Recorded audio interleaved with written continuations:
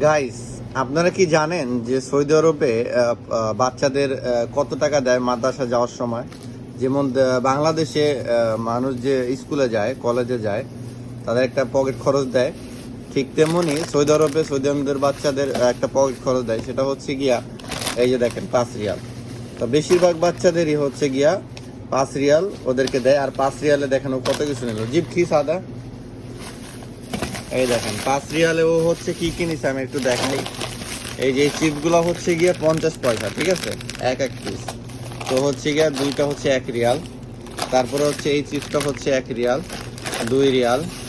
তারপরে হচ্ছে এই যে দেখেন একটা পেপসি, এটা হচ্ছে মেরেন্ডা।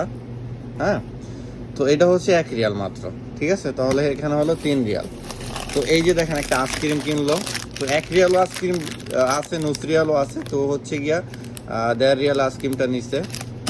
আর এটা হচ্ছে গিয়া একটা চিনগাম, তো এটার দাম হচ্ছে গিয়া 50 পয়সা। তো টোটাল ওরা হচ্ছে 5 রিয়াল হয়ে গেছে।